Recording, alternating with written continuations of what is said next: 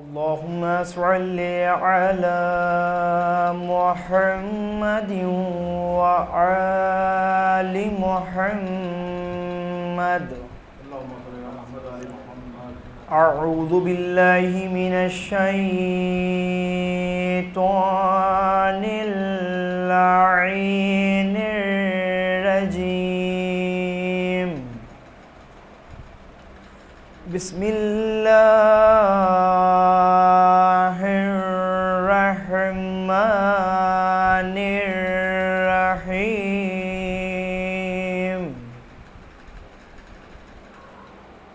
قد أفلح المؤمنون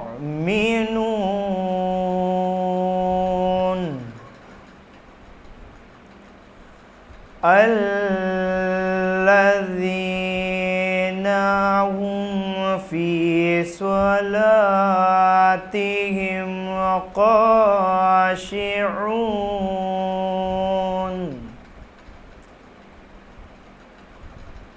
والذين هم عن اللغو معرضون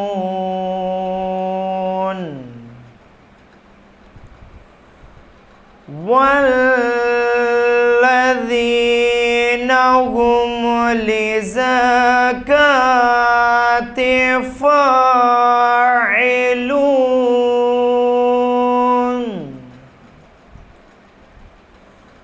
والذين هم لفروجهم حافظون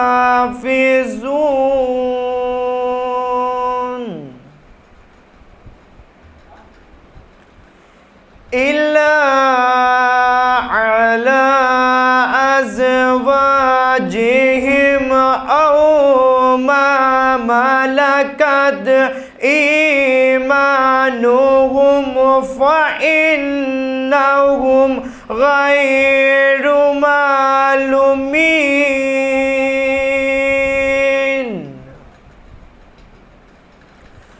فمن ابتغى وراء ذلك فأولئك هم العادون.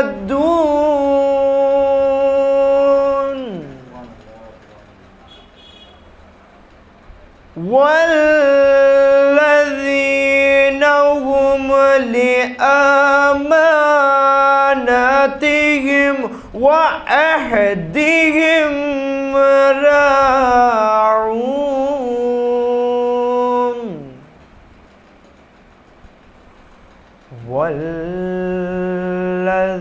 والذين هم على صلواتهم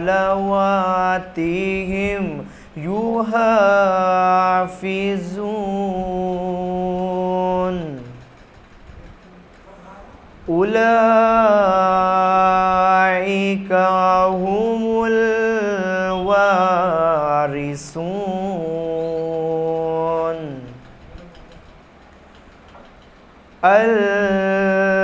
الذين يرثون الفردوس هم فيها خالدون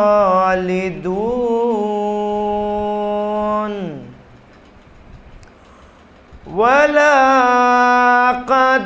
خلقنا الإنسان من سلالة من الطين ثم جعلنا نطفة في قرار مكين ثم خلقنا النطفة علقة فخلقنا العلقة مضغة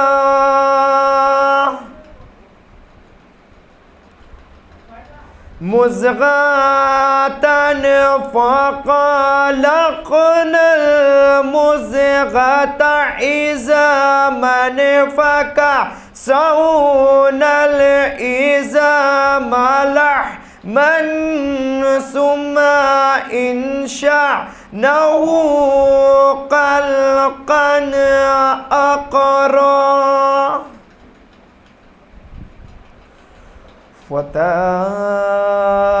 فتبارك الله أحسن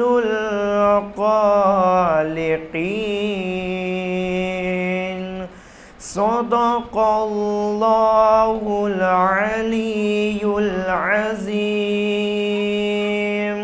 وصدق رسوله النبي الكريم ونحن على ذلك من الشاهدين ربنا تقبل منا إنك أنت السميع العليم اللهم صل على محمد وآل محمد کہ میرے گھر میں جنت سے آئیں گی زہرا میرے گھر میں جنت سے آئیں گی زہرا میں بیٹھا ہوں فرش عزا کو بچھا کر میں بیٹھا ہوں فرش عزا کو بچھا کر ارے لٹاؤ گے آلے نبی پر جو دولت او خدا تم کو دے گا وہ دولت بڑھا کر خدا تم کو دے گا وہ دولت بڑھا کر ایک سلوات بھیج دیا آپ ایک نوحے کی تنشیر پیش کروں مولا قبول فرمائیں کہ کیسا یہ سانحہ ہوا زندان شام میں زندان شام میں کیسا یہ سانحہ ہوا زندان شام میں زندان شام میں دم گھٹ گیا سکینہ کا زندان شام میں زندان شام میں اصغر ہوئے شہید سکینہ بھی مر گئیں سکینہ بھی مر گئیں گھر لٹ گیا رباب کا زندان شام میں زندان شام میں بیٹی نے اپنے باپ کو دیکھا جو خواب میں دیکھا جو خواب میں ارے گریے کا شور پھر اٹھا زندان شام میں، زندان شام میں، بچی تڑپ کے باپ کے سر سے لپٹ گئی، سر سے لپٹ گئی۔ ارے آیا جو سر حسین کا زندان شام میں، زندان شام میں، اپنے وطن کو یاد جو کرتی تھی صبح و شام، جو کرتی تھی صبح و شام، ارے اس کا مزار بن گیا زندان شام میں، زندان شام میں۔ چھوٹی سی ایک ردا میری تربت پہ ڈال دو، تربت پہ ڈال دو، ارے آتی ہے اب بھی یہ صدا زندان شام میں، زندان شام میں۔ خوشنود دفن کر کے سکینہ کی لاش کو، سکینہ کی لاش کو، ارے عابد کا غیر حال تھا زندان شام میں، زندان شام میں۔ بس کرتا ہوں کہ جب سر مجلس علی کا تذکرہ ہونے لگے، جب سر مجلس علی کا تذکرہ ہونے لگے، فرش مجلس فخر سے کعبہ نما ہونے لگے، تو چہرہ اکبر ہے یا نور محمد مصطفیٰ، چہرہ اکبر ہے یا نور محمد مصطفیٰ، دیکھ کر اکبر کو حیران انبیاء ہونے لگے، چہرہ اکبر ہے یا نور محمد مصطفیٰ، دیکھ کر اکبر کو حیران انبیاء ہونے لگے۔ تو یہ عزاداری سرور لکھنؤ کی شان ہے، یہ عزاداری سرور لکھنؤ کی شان ہے، یا خدا باقی رہے اس سے سوا ہونے لگے، یہ عزاداری سرور۔ ایک نعرہ صلوات پڑھ دیں آمد۔ بس دو شعر اور پیش کرتا ہوں، ایک تضمین اور مقطع، یہ چار مصرے بھی نہیں ہیں، ایک کلام کا تضمین اور مقطع پیش کرتا ہوں، ملاحظہ فرمائیں۔ عرض کرتا ہوں کہ آنکھیں غم حسین میں چھلکی تو یوں لگا، آنکھیں غم حسین میں چھلکی تو یوں لگا، شبنم نے بھر دیے ہیں کٹورے گلاب کے، آنکھیں غم حسین میں چھلکی تو یوں لگا، شبنم نے بھر دیے ہیں کٹورے گلاب کے۔ تو یہ شہر لکھنؤ ہے ظفر یہاں ہوا میں بھی، یہ شہر لکھنؤ ہے ظفر یہاں ہوا میں بھی، آداب پائے جاتے ہیں جی اور جناب کے، یہ شہر لکھنؤ ہے ظفر یہاں ہوا میں بھی، آداب پائے جاتے ہیں جی اور جناب کے۔ بہت ہی ادب و احترام سے گزارش کی جاتی ہے مولانا سے کہ منبر پر تشریف لائیں اور مجلس کو خطاب کریں۔ نعرہ صلوات۔ اعوذ باللہ السمیع العلیم من الشیطان اللعین الرجیم، الحمد للہ الذی ہدانا لہذا وما كنا لنہتدی لولا ان ہدانا اللہ،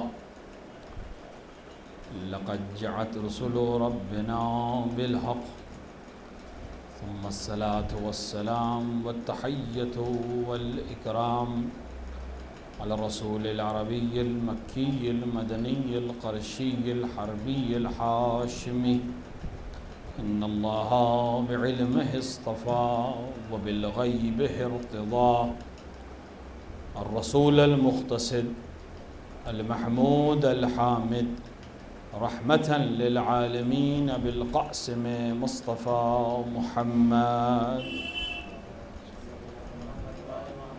وعلى آله الطيبين الطاهرين المعصومين المنتخبين المظلومين لا سيما ابن عمه غالب على كل غالب مولانا علي بن أبي طالب ولعنة الله على أعدائهم أجمعين من يوم ظلمهم إلى لقاء يوم الدين وبعد يوم الدين أما بعد فقد قال رسول الله صلى الله عليه وآله وسلم إن لقتل الحسين حرارة في قلوب المؤمنين لا تبرد أبدا صلوات محمد وعلى محمد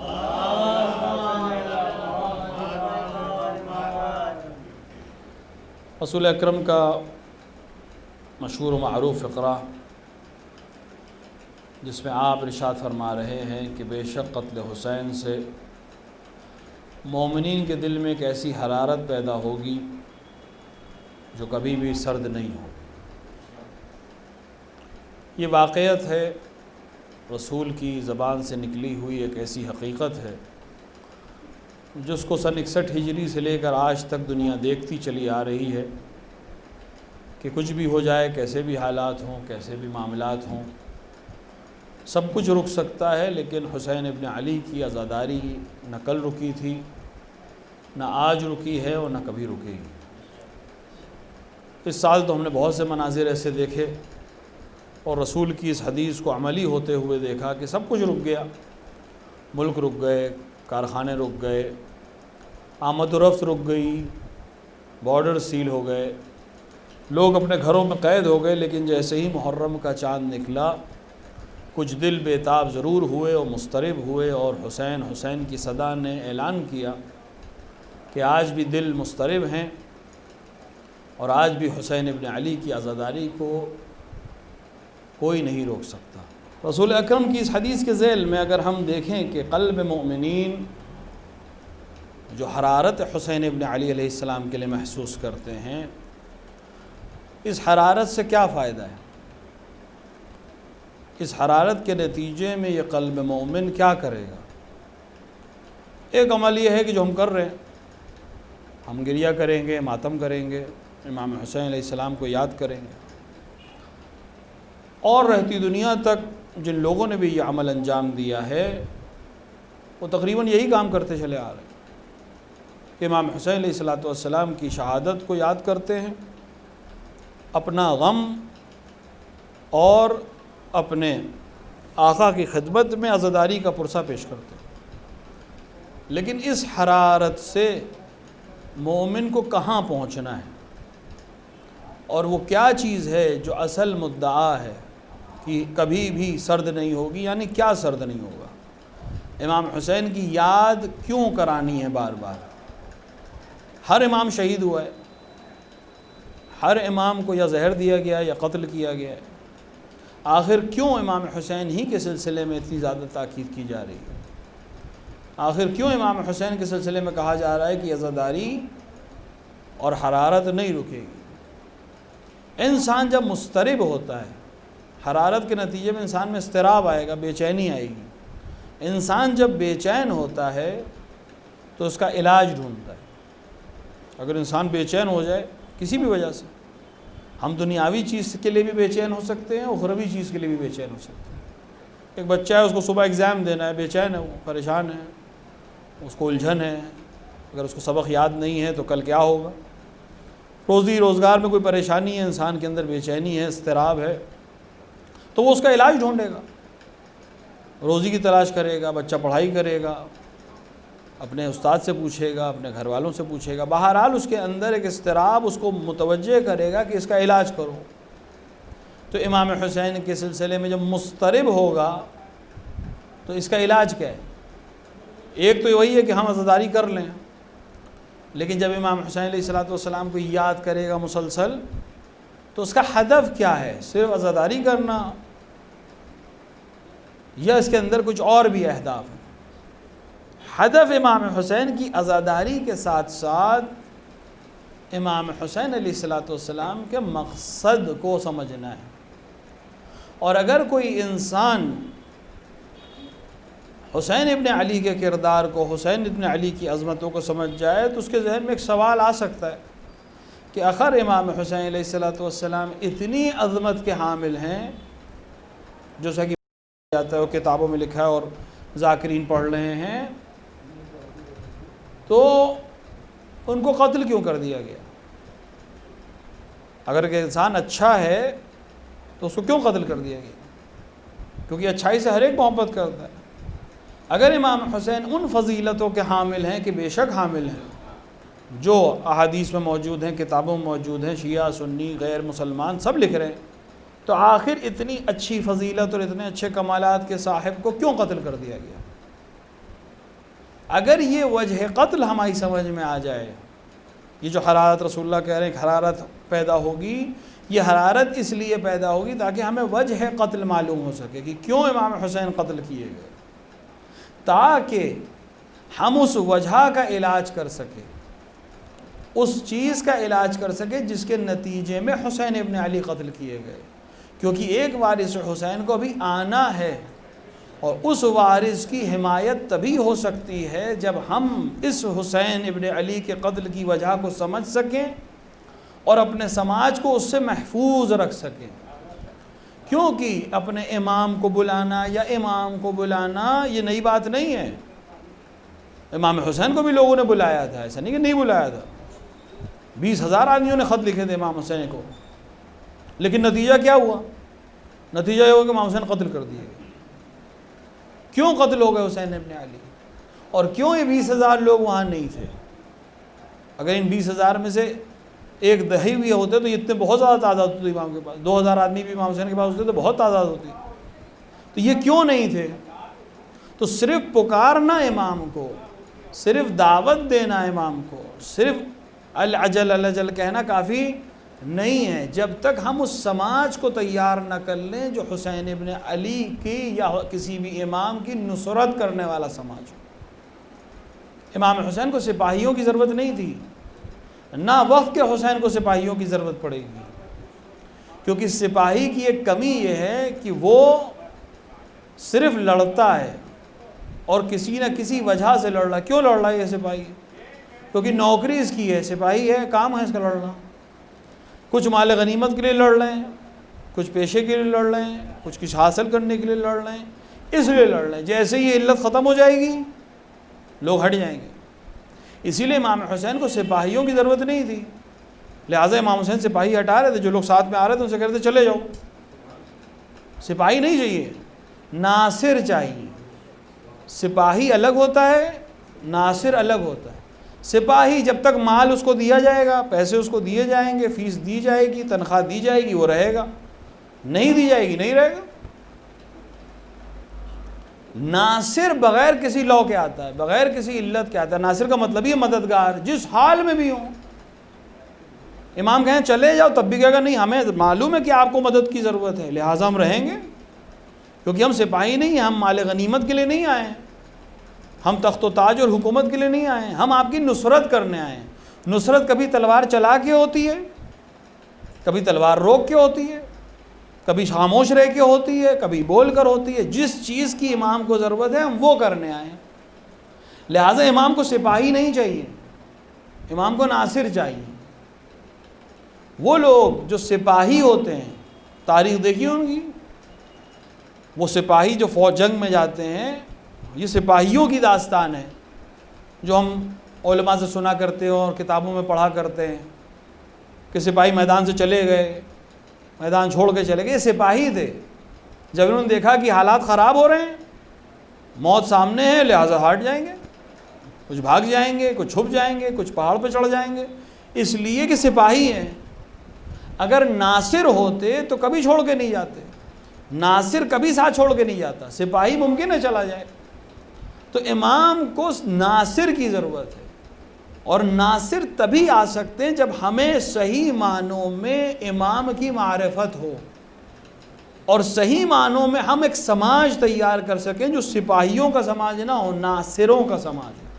لہٰذا امام حسین کے سپاہیوں کو جب ہم سلام کرتے ہیں تو ہم ناصر حسین کہتے ہیں، السلام علیکہ یا انصار ابا عبداللہ۔ ہم نہیں کہتے حسین کی سپاہ پر سلام ہو، ہم کہتے ہیں حسین کے ناصروں پر سلام ہو۔ انہوں نے نصرت کی تھی حسین ابن علی کی۔ آپ جب زیارت پڑھتے ہیں، زیارت وارث پڑھ لیں یا زیارت مبسوطہ پڑھ لیں، اس میں آخر میں شہداء کربلا کی زیارت ہے، اس میں آپ کیا کہتے ہیں؟ السلام علیکہ یا انصار رسول اللہ۔ جبکہ وہ نصرت کس کی کر رہے تھے؟ وہ نصرت تو امام حسین کی کر رہے تھے، انہوں نے بہت سے تو امام رسول اللہ کو دیکھا بھی نہیں ہے۔ السلام علیکہ یا انصار امیر المؤمنین، السلام علیکہ یا انصار فاطمۃ الزہراء، السلام علیکہ یا انصار ابی محمد الحسن المجتبیٰ۔ ہم کیوں ان کا نام لے رہے ہیں؟ کیونکہ جو ناصر ہے وہ کسی شخص کی مدد نہیں کر رہا ہے۔ ممکن ہے سامنے ایک شخص اس کے ہو جس کی وہ مدد کر رہا ہے، جو اس کا نمائندہ ہے، ان سب کا نمائندہ ہے، لیکن ناصر پورے مقصد کی مدد کر رہا ہے۔ چونکہ حسین کی مدد حسن کی مدد بھی ہے، لہٰذا یہ ناصر حسین کا ناصر بھی ہے اور حسن کا ناصر بھی ہے۔ چونکہ حسین کی مدد فاطمہ زہرا کی مدد ہے، لہٰذا حسین کا ناصر بھی ہے، زہرا مرضیہ کا ناصر بھی ہے۔ چونکہ حسین کی مدد علی مرتضیٰ کی بھی مدد ہے، لہٰذا یہ ناصر حسین کا ہے، لیکن ہم سلام کریں گے السلام علیکہ یا انصار امیر المومنین۔ بہت سے لوگ ہیں جنہوں نے امام حسین کے ساتھ رہے لیکن رسول اللہ کو نہیں دیکھا ہے۔ ان 70 میں 5-10 ایسے ہیں جنہوں نے رسول اللہ کو دیکھا تھا۔ تو نصرت کرنا ہے امام کی، صرف شخص کی نہیں، مشن کی۔ تو آئندہ جو آنے والا ہے وہ بھی اس مشن کی کڑی ہے۔ تو ہمیں ایک سماج چاہیے جو نصرت کرنے والا سماج ہو، جو مدد کرنے والا سماج ہو، جو امام کو امام واجب الاطاعت سمجھنے والا امام ہو۔ تو یہ امام جو اتنی خوبیوں کا مالک ہے کیوں قتل ہو گیا؟ اتنی اچھائیوں کا مالک ہے کیوں قتل ہو گیا؟ علماء وجہ بیان کرتے ہیں، بہت سے لوگ وجہ بیان کرتے ہیں، ممبر سے بھی وجہ بیان ہوتی ہے۔ حسین اس لیے قتل ہو گئے کہ دنیا پرست ہو گئے تھے لوگ۔ ایک سلوات پڑھ کے آگے آ جائے۔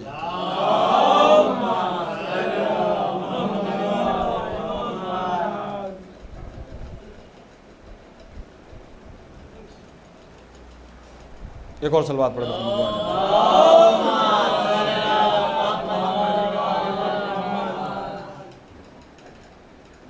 علماء جو وجہ بیان کرتے ہیں، کتابیں جو لکھتی ہیں، لوگ دنیا پرست ہو گئے تھے اس لیے قتل کر دیا۔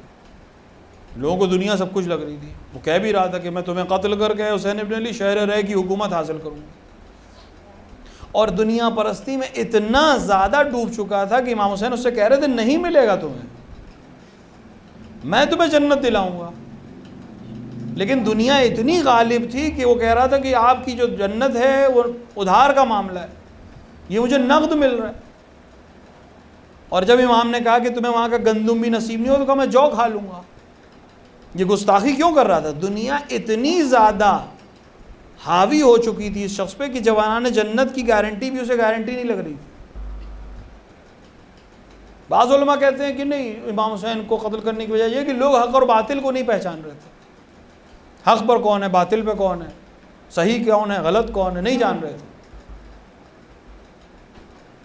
بعض کہتے ہیں کہ لوگ عدل اور انصاف کے ساتھ ہی نہیں تھے، کوئی فرق نہیں پڑتا تھا انہیں، ظلم ہوتا تھا وہ ہونے دے رہے تھے۔ امام حسین نے خود بھی کہا کہ کیا تم نہیں دیکھ رہے ہو کہ ظلم ہو رہا ہے؟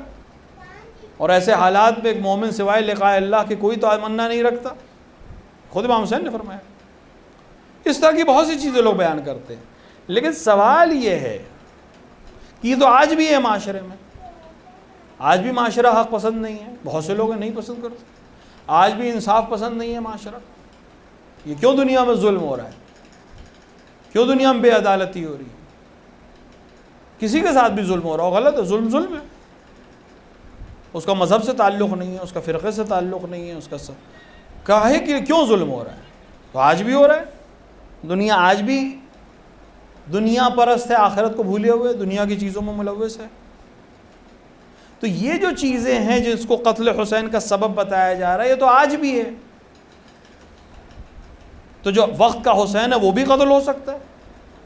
تو ہمیں اصل علت سمجھنی، ہم جسے علت سمجھ رہے ہیں یہ علت نہیں ہے، جسے ہم علت بتا رہے ہیں کہ دنیا پرست ہو گئے ہیں، حق کو بھول چکے ہیں، حق اور باطل نہیں پہچانتے ہیں، اس وجہ سے حسین کو قتل کر دیا، یہ علت نہیں ہے، یہ نشانی ہے۔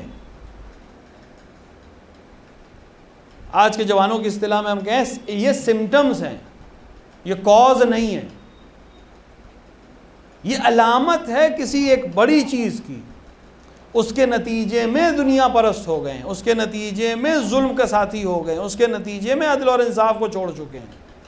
ہمیں اس نتیجے کو پکڑنا ہے، اس اصل کاز کو دیکھنا ہے تاکہ یہ سمٹمز ختم ہو۔ آپ کو بخار چڑھا، بخار بیماری نہیں ہے، بخار تو سمٹم ہے کہ جسم میں کچھ گڑبڑ ہے۔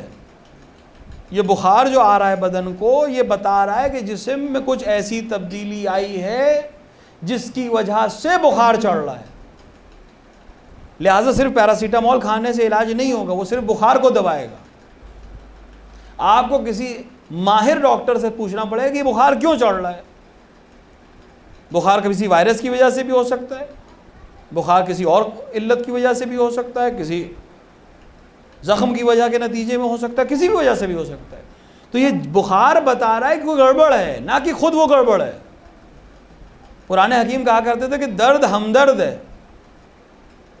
اگر درد نہ ہو انسان کو تو اسے پتہ کیسے چلے کہ مجھے کوئی پریشانی ہے؟ انسان کے جسم میں خدا نے ایسی قوت دی ہے کہ اس کو درد ہوتا ہے۔ اگر اس کو درد نہیں ہو تو اسے پتہ ہی نہیں چلے گا کیا ہو رہا ہے۔ تو یہ جو چیزیں ہم بیان کر رہے ہیں یہ سمٹمز ہیں۔ ماہر ڈاکٹر کے پاس جائیں گے تو وہ کہے گا کہ صاحب یہ جو بخار آپ کو چڑھ رہا ہے اس کی وجہ کچھ اور ہے، میں بخار دبانے کی دوا آپ کو دے دوں گا لیکن علاج آپ کا کچھ اور ہے، وہ علاج میں کروں گا تاکہ آپ کو بار بار یہ بخار نہ آئے۔ اگر وہ علاج نہیں کیا گیا، آپ نے آج دوا کھا لی، ممکن ہے 2 دن بخار نہیں چڑھے، 10 دن بعد پھر چڑھے گا، کیونکہ آپ نے صحیح علاج نہیں کیا ہے، آپ نے صرف سمٹم کو دبایا ہے۔ تو سمٹمز کو دبانے سے علاج نہیں ہوتا جب تک اصل مرض کا علاج نہ کیا جائے۔ تو حسین ابن علی کو جو چیزیں آپ بیان کر رہے ہیں قتل کرنے کی وجہ بنی، یہ سمٹمز ہیں اس سماج کے جس میں بیماری ہو۔ وہ سماج جو دنیا پرست ہوگا اس میں حسین قتل ہوں گے، وہ سماج جو عدالت خواہ نہیں ہوگا اس میں حسین قتل ہوں گے، وہ سماج جو حق اور باطل کی پہچان مٹا چکا ہوگا اس میں حسین قتل ہوں گے۔ لیکن یہ سوال یہ کہ آخر یہ سماج حق پرست کیوں نہیں ہے؟ آخر یہ سماج حق اور باطل کی تمیز کیوں کھو چکا ہے؟ آخر یہ سماج کیوں دنیا پرست ہو چکا ہے؟ یہ جتنی بھی چیزیں آپ بیان کر رہے ہیں سب سمٹم ہے، علت کہیں اور ہے۔ اور اگر ہم غور سے تاریخ اسلام کو پڑھیں تو ہمیں اصل علت سمجھ میں آ جائے گی، کسی اور کو سمجھ میں نہ آئے، ہمیں سمجھ میں آ جائے گی، کیونکہ ہم منسوب ہیں اس میدان سے جہاں وہ علت بیان کی گئی تھی اور علاج بھی بیان کیا گیا تھا۔ کربلا صرف اور صرف ایک وجہ سے وقوع میں آئی کہ بھری دوپہر میں رسول نے جو اعلان کیا تھا اس کے نتیجے میں بعض لوگوں نے یہ سازش کی کہ جو رسول کہہ رہے ہیں وہ عملی نہیں ہونے دینا ہے، جو رسول نے کہا ہے وہ ہم نہیں ہونے دیں گے۔ اس کے نتیجے میں ایک پورا سسٹم بنایا گیا جس کے نتیجے میں یہ سماج وجود میں آیا۔ یعنی حسین ابن علی اس لیے قتل نہیں ہوئے کہ سماج بے دین ہو گیا تھا، حسین ابن علی اس لیے قتل ہوئے کہ سماج نے اس رہنما کو چھوڑ دیا تھا جو دین دینے والا رہنما تھا۔ حسین ابن علی اس لیے قتل ہوئے کہ غدیر کے مقابلے میں ایک سقیفہ بنایا گیا۔ جب جب غدیر کے مقابلے میں سقیفہ آئے گا یزید جیسے حاکم بنیں گے، حسین جیسے قتل ہوں گے، باقی سب اس کی وجہ سے، چاہے وہ شہزادی کا خطبہ ہو، چاہے وہ جناب زینب کا خطبہ ہو، چاہے وہ امام زین العابدین کا خطبہ ہو، سب اسی طرف اشارہ کر رہے ہیں۔ دنیا کیوں بے دین ہو گئی؟ کیونکہ جن کو حاکم بنایا وہ بے دین ہے۔ الناس علی دین ملوکہم، لوگ اپنے بادشاہوں کے دین پہ ہوتے ہیں۔ جو ان پر حکومت کرتا ہے ویسے ہی ہو جاتا ہے۔ تو جب بادشاہ خود عادل نہیں ہے تو عوام کیسے عادل ہوگی؟ جب بادشاہ غاصب ہے تو وہ کسی دوسرے غاصب کو کیسے روکے گا؟ جب بادشاہ خود عدل اور انصاف کی رعایت نہیں کرتا تو اس کی رعایا کیسے کرے گی؟ شہزادی نے یہی تو کہا تھا اپنے خطبے میں کہ اب جب تم نے میرے ابن عم کو چھوڑ دیا ہے، میرے شوہر کو چھوڑ دیا ہے، تو اب اس خلافت کی اونٹنی کو کھینچو اس حال میں کہ اس کے نتنے زخمی ہیں، اس کے گھٹنے زخمی ہیں اور اس کی پیٹھ بھی زخمی ہے۔ ایک اونٹنی تصور کریے جس کی ناک زخمی ہو، نتنے زخمی ہو، آپ اس کو کھینچ نہیں سکتے، اس کی ناک سے خون بہنے لگے گا، یعنی اپنے حساب سے نہیں چلا سکتے، وہ اپنی رفتار سے چلے گی۔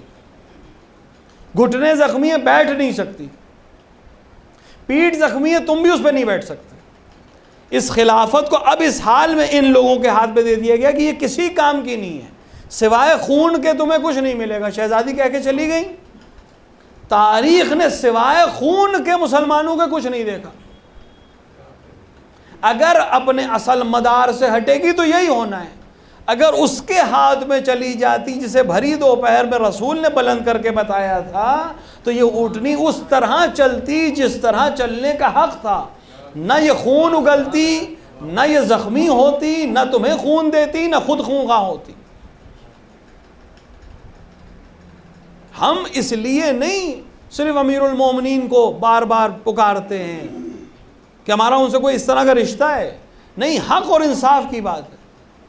ہر ایک اچھائی کو پسند کرتا ہے، ہر ایک عدل اور انصاف کو پسند کرتا ہے۔ جب ہم دیکھ رہے ہیں کہ کسی نے عدل اور انصاف نہیں کیا اور ایک شخصیت برے سے برے حالات میں آئی لیکن اس نے صرف عدل اور انصاف کیا، انہی کے درمیان رہ کے عدل و انصاف کیا جنہوں نے ظلم کیا تھا، تو ہم کیوں نہ اس کی بات کریں؟ ہر ایک چاہتا ہے اچھی حاکم ملے۔ آج بھی الیکشنز کے زمانے میں کیا ہوتا ہے؟ ہر پارٹی یہی تو دعویٰ کرتی ہے کہ ہم عدل اور انصاف لائیں گے، دعویٰ یہی ہوتا ہے، حالانکہ ملتا کسی سے کچھ نہیں ہے۔ اور اس کی طرف بھی شہزادی نے شام کے خطبے میں اشارہ کیا تھا۔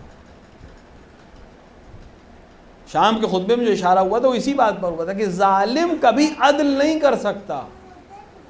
اگر ایک ظالم سے ہم یہ توقع کر رہے ہیں کہ وہ عادل ہوگا تو یہ غلط توقع ہے، کیونکہ جو خود عادل نہیں ہے وہ کبھی بھی عدل اور انصاف نہیں کر سکتا۔ جو خود برا ہے وہ کبھی اچھائی اس سے صادر نہیں ہو سکتی۔ تو امیر المومنین نے کر کے دکھایا کہ ایسے عدل اور انصاف کیا جا سکتا ہے۔ امیر المومنین سے پہلے جو شخص اس دنیا سے جا رہا ہے وہ اپنی وراثت میں 30 ٹن سونا چھوڑ کے جا رہا ہے۔ 30 ٹن سونا کلہاڑیوں سے کاٹا گیا۔ سونے کو کلہاڑی سے کہیں کاٹتے دیکھا ہے آپ نے؟ یہ کہاں سے آ رہا تھا؟ یہ کہاں سے اس کا مال ہو گیا؟ امیر المومنین اس حال میں دنیا سے جا رہے ہیں کہ مقروض ہیں۔ کیوں مقروض ہیں؟ اپنے لیے خرچ پیسہ مانگا تھا لوگوں سے؟ نہیں، دوسروں کے لیے مانگا تھا۔ تو ایک حاکم وہ ہے جو اپنے گھر والوں کے لیے 30 ٹن سونا چھوڑ کے جا رہا ہے جو بیت المال مسلمین کی چیز ہے، اور ایک حاکم وہ ہے جو اپنے گھر والوں کے لیے قرضہ چھوڑ کے جا رہا ہے، جو امام حسن نے ادا کیا۔ اور یہ سنت چلی ہے ائمہ میں، رسول اللہ اس دنیا سے گئے تھے، مقروض گئے تھے، امیر المومنین نے ادا کیا۔ امیر المومنین اس دنیا سے گئے، مقروض تھے، امام حسن نے ادا کیا۔ امام حسن دنیا سے گئے، مقروض تھے، امام حسین نے ادا کیا۔ امام حسین گئے، مقروض تھے، امام زین العابدین نے ادا کیا۔ یہ سلسلہ چلا ہے۔ تو اپنے لیے قرض لے رہے تھے؟ نہیں، امیر المومنین تو جو کی روٹی کھاتے تھے مسلمانوں کے لیے۔ تو ایک طرف وہ حاکم ہے جو مسلمانوں کا مال لیتا ہے، اپنوں میں بانٹ دیتا ہے، ایک طرف وہ حاکم ہے جو اپنا مال بھی مسلمانوں کو دیے دے رہا ہے۔ آپ کس کو پسند کریں گے؟ ایک طرف وہ حاکم ہے جو یہ پہلے دیکھتا ہے کہ میرا رشتہ دار ہے تو اس کو معاف کر دینا ہے، ایک طرف وہ حاکم ہے کہ اگر اس کے پاس گواہ نہیں ہے تو یہودی کے مقابلے میں بھی اپنی زرہ چھوڑ دیتا ہے کہ میں عدل اور انصاف کا ماننے والا ہوں. وہ قاضی جسے امیر المومنین نے منصوب کیا ہے، نصب کیا ہے، بنایا ہے، اپوائنٹ کیا ہے، اس نے صرف سلام کیا تھا امیر المومنین کو جب عدالت میں گئے. امیر المومنین دو لوگ گئے، یہودی اور امیر المومنین، قصہ سنا ہوا ہے آپ لوگوں کا. اس نے امیر المومنین کو سلام کیا، اس کو سلام نہیں کیا یہودی کو. تو امیر المومنین کہا کہ یہ کام نہیں کرو، جب میں تمہارے پاس جب شاکی بن کر آیا ہوں، تم اگر میرا الگ سے احترام کرو گے تو پھر انصاف کیسے کرو گے؟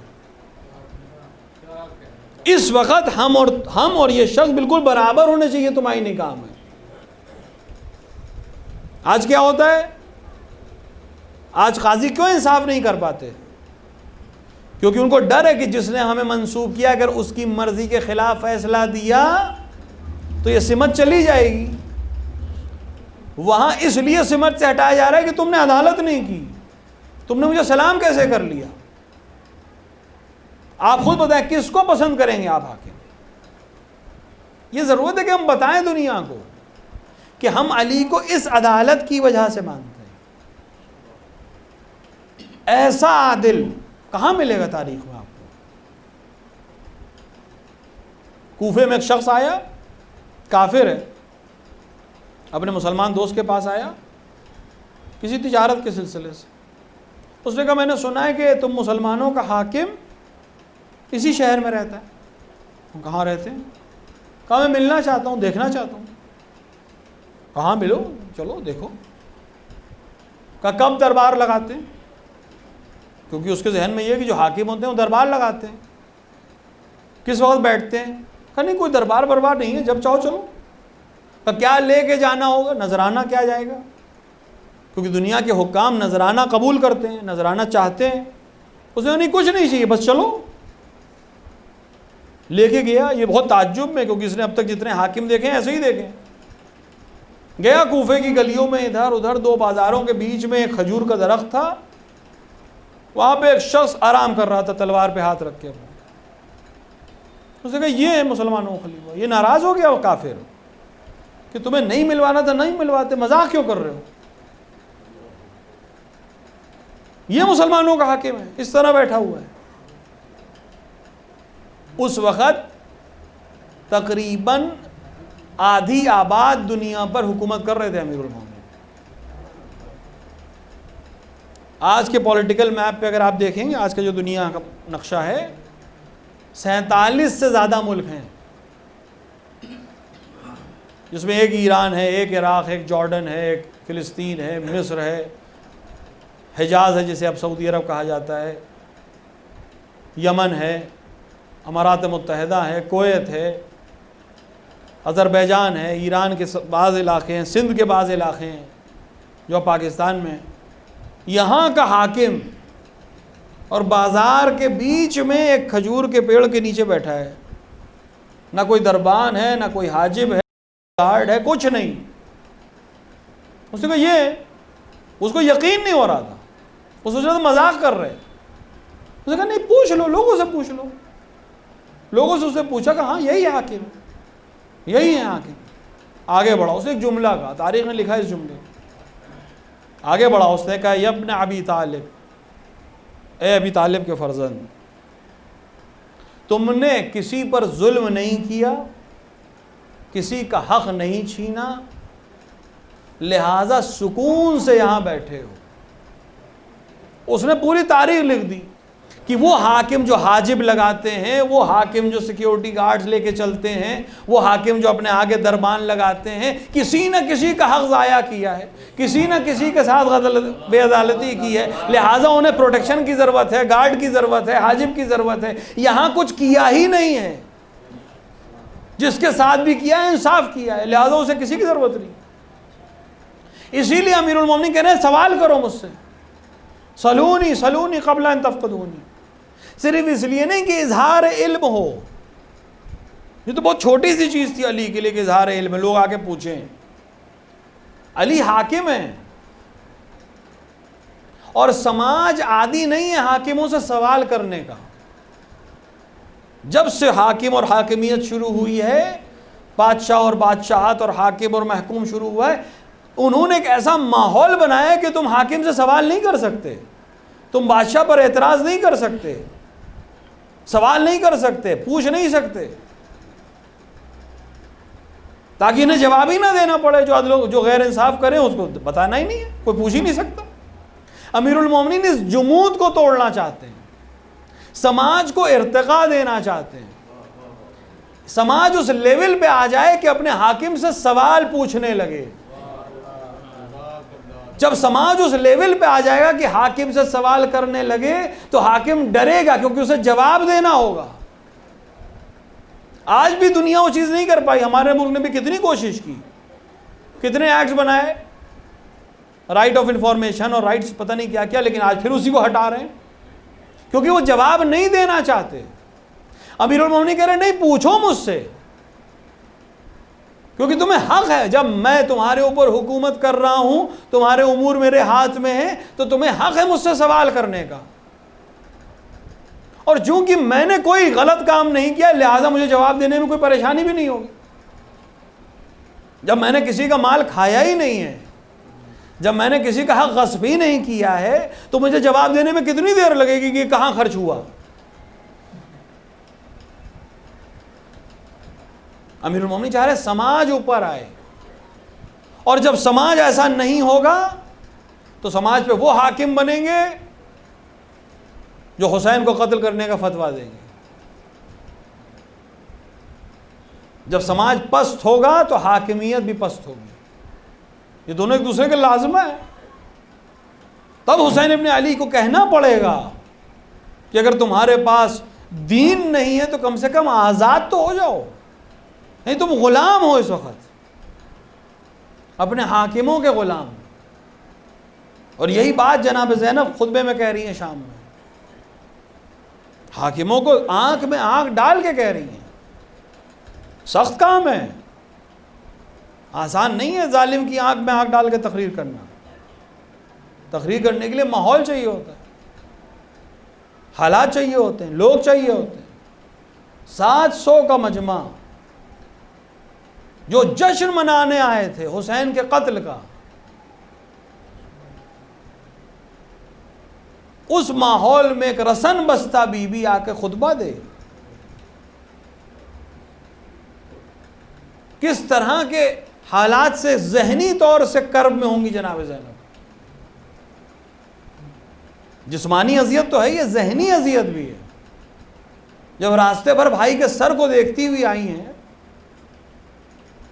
کس کیفیت پہ رہی ہوں گی، اس کے باوجود آ کر خطبہ دینا، اور خطبہ بھی علی کے لہجے میں دینا، بغیر دبے دینا، آنکھ میں آنکھ ڈال کر دینا۔ جہاں انکار وحی ہو رہا تھا، جہاں انکار قرآن ہو رہا تھا، وہاں صرف قرآن کی آیتیں پڑھنا۔ وہ کہہ رہا تھا کوئی وحی نازل نہیں ہوئی، کوئی خبر نہیں آئی، یہ تو بنی ہاشم نے کھیل کھیلا تھا حکومت حاصل کرنے کے لیے۔ فوراً شہزادی نے آیتیں پڑھی، وہ بھی عذاب کی آیتیں پڑھی، کہ تو آج تخت پہ بیٹھا ہے، تیری مرضی کے کچھ کام ہو گئے تو تو سوچ رہا ہے ہم ذلیل ہو گئے اور تو عزیز ہو گیا۔ خدا کی قسم ہم کبھی ذلیل نہیں ہوں گے اور تم کبھی عزیز نہیں ہو۔ یہ نوید ہے کہ ظالم یہ نہ سوچے کہ 4 کام اس کی مرضی کے ہو گئے تو پورا دور اس کا ہو گیا۔ نہ جانے کتنے یزید آئے اور چلے گئے۔ یزید بھی کوئی چھوٹا حاکم نہیں تھا، بہت بڑا حاکم تھا، ظاہری معنی میں بہت بڑی حکومت تھی، کیونکہ امیر المومنین کے زمانے سے بڑھ چکی تھی اسلامی حکومت، علی الاطلاق اسلامی حکومت کر رہا تھا۔ اس کا دربار تھا، اس کے لوگ تھے، اس کے حاجب اور دربان تھے، اس میں ایک ظاہری طور پر ایک خاتون جس کا پورا گھر لوٹا جا چکا ہے، ہاتھوں میں رسن ہے، سفر کی تھکاوٹ ہے، چادر نہیں ہے، ہر طرح کی اذیت، لیکن آنکھ میں آنکھ ڈال کر خطبہ دے رہی تھی۔ اور فرمایا کہ تمہیں خدا نے مہلت دی اس لیے نہیں کہ تم اللہ کے پاس قدرت نہیں ہے، بلکہ اللہ چاہتا ہے تم اور ظلم کرو تاکہ جب عذاب آئے تو اور شدید آئے۔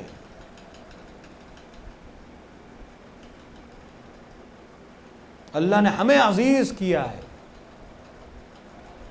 اور علت بیان کر دی، پورے واقعے کربلا کی علت بیان کر دی اور اپنے مصائب خود بیان کر دیے.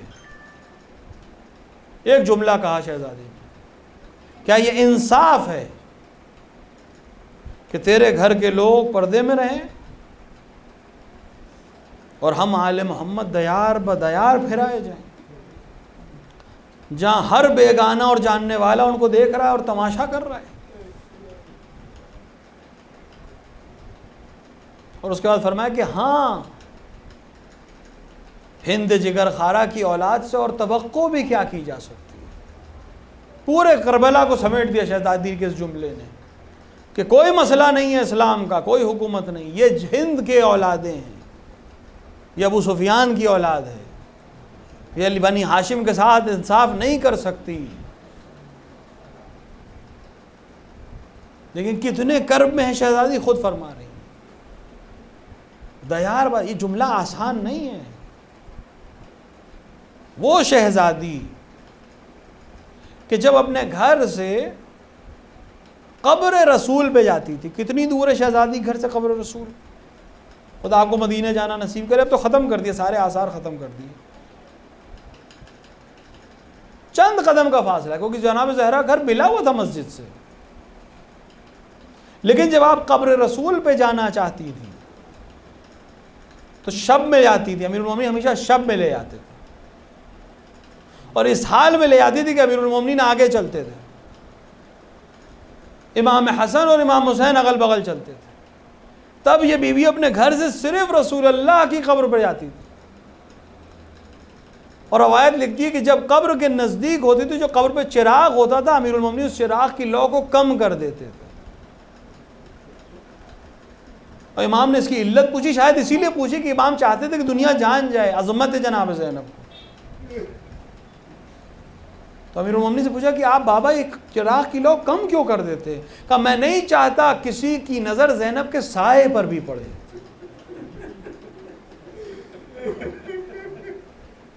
جس کے سائے کو پردہ کرا رہے ہوں امیر المومنین، جس کی آواز کا پردے کا اہتمام کر رہے ہوں، اپنے چاہنے والے تھے. 19 رمضان کی صبح جب گریہ کرتے ہوئے بیت الشرف کی طرف آنے لگے تو ایک بار روک دیا کہ ان کو واپس بھیج دو، کیونکہ میں نہیں چاہتا کہ میری بیٹیوں کی رونے کی آواز ان کے کانوں تک جائے. اور آج وہی کوفہ ہے، جناب زینب داخل ہو رہی اس حال میں کہ بازار سجے ہوئے ہیں.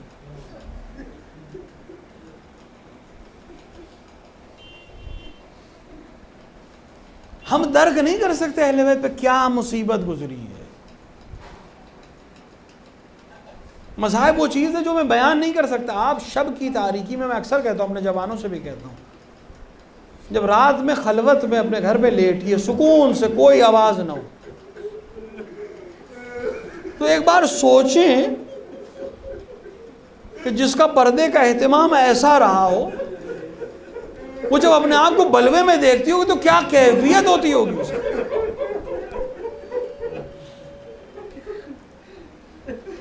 کتنے کرب میں ہوگی شہزادی جب کوئی منادی کہتا ہوگا ہاں تو بنات رسول اللہ، یہ رسول اللہ کی بیٹیاں ہیں، اور نام لیتا ہوگا کہ یہ زینب ہیں، یہ ام کلثوم ہے. یہی وجہ ہے کہ جناب امام زین العابدین نے کربلا کے مصائب کو یاد کیا ہے، لیکن اگر کسی جگہ کا نام لیا ہے تو ہمیشہ کہا شام شام شام. اور اس کی وجہ یہی ذہنی اور جسمانی کیفیت تھی جو گزر رہی تھی اہل بیت پر، کہ بازار کو سجایا جا رہا ہے، آراستہ کیا جا رہا ہے، اور اس میں اہل حرم کو اس طرح سے لے جایا جا رہا ہے کہ امام زین العابدین خود کہتے کہ ہمیں ایسے کھینچا جا رہا تھا جیسے حبش اور دیلم کے غلاموں کو کھینچا جاتا. اجرکم اللہ، خدا ان آوازوں پہ رحمت نازل کرے. ہاں تقریباً ماہ ازاں تمام ہے.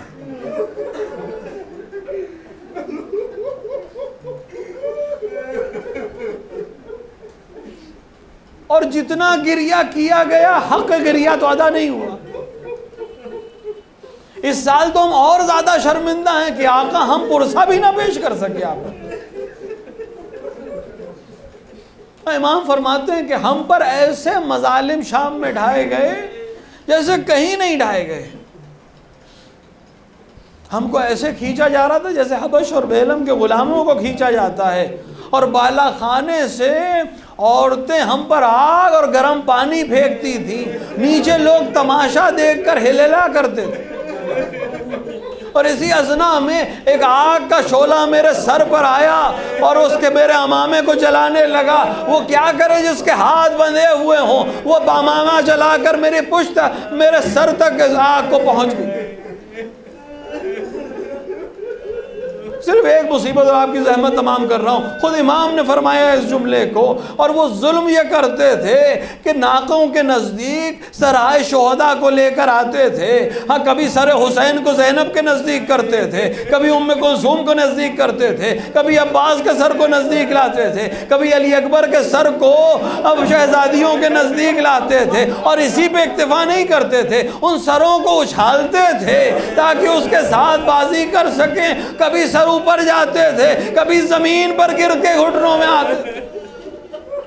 اور اسی اثنا میں کسی نے آ کر امام کو سلام کیا. امام نے گھبرا کر ایک بار پوچھا آخر تو کون ہے جو مجھے یہاں سلام کر رہا ہے؟ آقا آپ کے جد کا صحابی ہوں، آپ کو اس حال میں دیکھا نہیں چاہتا، کوئی حکم ہو کوئی مدد کر سکوں، میں ان سے لڑ تو نہیں سکتا، اتنی طاقت نہیں. امام نے کہا کچھ مال رکھے ہو؟ مظلومیت امام سجاد جو عطا کرنے والا ہو وہ مدد کیسے مانگ رہا ہے کہ تمہارے پاس کچھ مال ہے؟ کہا آقا مال ہے. کہ ان سپاہیوں کو جا کر کچھ مال دو تاکہ یہ سروں کو لے کر آگے چلے جائیں اور میرے گھر والے اور ماں بہنیں ان لوگوں کی نظر سے محفوظ رہ سکیں. یہ بار بار آواز دیتے ہیں ھذا بنات النبی، ھذا زینب، وھذا ام کلثوم، وھذا سکینہ، وھذا رقیہ.